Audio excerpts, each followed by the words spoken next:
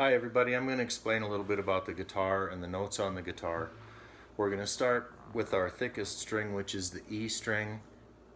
I'm going to explain to you what the notes are, and then we're going to have a reason why I'm doing this. So, it's E, open E, okay? E, F, F sharp, G, G sharp, A sharp, B, C, C sharp, D, D sharp, and E. Okay, so if we know what our string names are, which are E, A, D, G, B, and E, okay, if I were to fret each one of those strings at the 12th fret up here, E, A, D, G, B, E, those are the open names of the notes. If I fret them, it's the same thing on the 12th fret. E, A, D, G, B, and E. Okay? So now, what that tells us is there's really 12 notes in the chromatic scale, okay? Because that's every note. And here they are. I wrote them down for you for the first string. E, F, F sharp, G, G sharp, A sharp, B, C, C sharp, D, and D sharp. Then it would start back over on E again at the 12th fret, okay? So if you'll notice between E and F and B and C, those are different color. That's because those do not have a sharp or a flat between them, okay? It's just one of the rules of music. There's no flat or sharp between E and F and B and C.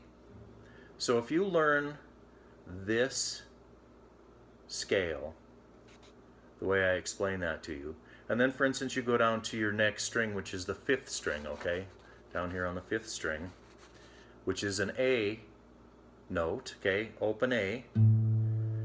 If you fret the 1st fret on the 5th string, your next note is A sharp, then B, C, C sharp, D, D sharp, E, F, F sharp, G, G sharp, and then you're back to A on the 12th fret. Then, for instance, you're going to go down to your 4th string, which is your D string, okay? So if you start there, D is open. 1st fret's going to be D sharp. E, F, F sharp, G, G sharp, A sharp, B, C, C sharp, back to D again. And so on all the way down the strings, okay? So why am I explaining this to you? Well, once you understand what the scale is, it'll help you with knowing what the use of a capo can do for you. If I play an A minor chord in the 1st position, that's an A minor. If I go up 1 fret and I bar it, that's an A sharp minor. Then you have a B minor. Then you have a C minor, and a C sharp minor, and a D minor, a D sharp minor, E minor, F minor, F sharp minor, G minor, G sharp minor, and if I could get my hand up there, that would be an A minor again, okay, because I'm right there. So it's the same thing with, for instance, an E minor chord. If I play an E minor chord, and let's say that I put my capo on my 1st fret, but I'm actually using my finger as my capo, okay? This is a bar chord, but it's just, it would be the same position as my capo would be. My capo would be right there, okay?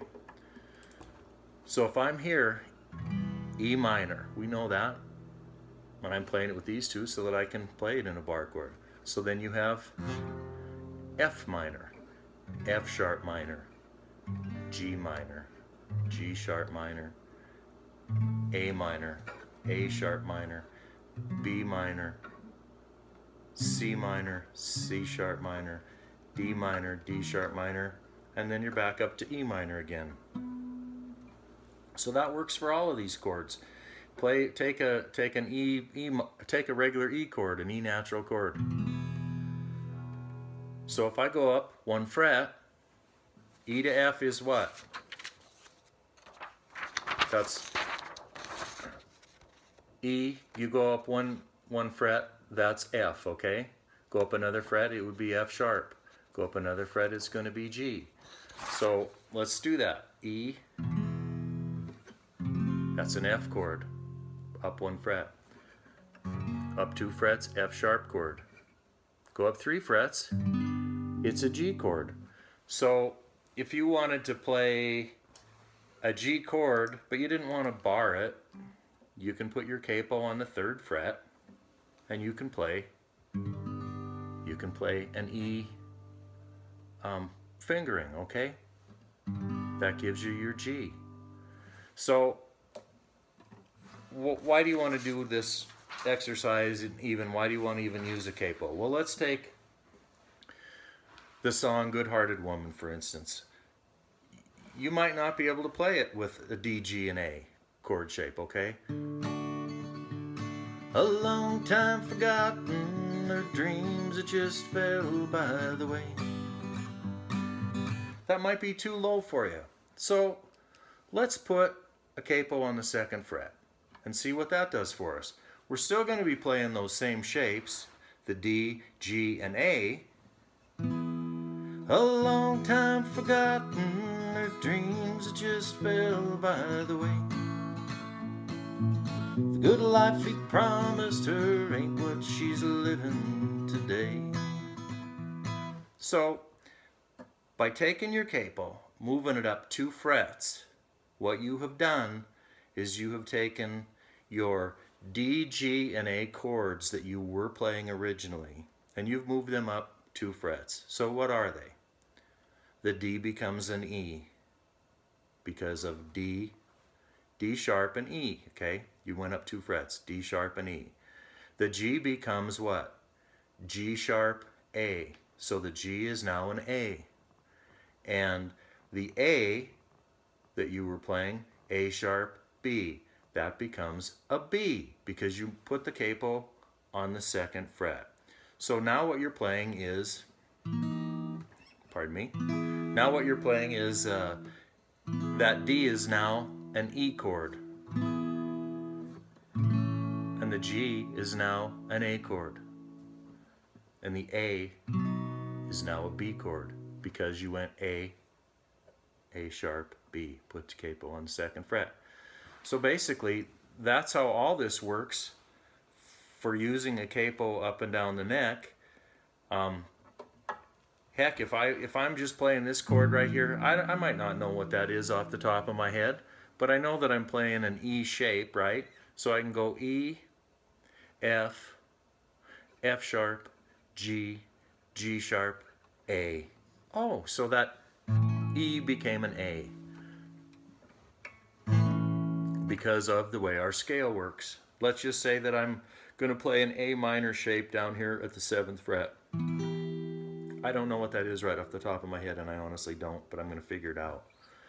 A minor, A sharp minor, B minor, C minor, C sharp minor, D minor, D sharp minor, E minor. Oh, that's an E minor chord. So if you just learn that you can figure out what these are and then try to memorize them down the road, E minor, E minor, that's our regular E minor, right? I'm playing it that way, I play it that way.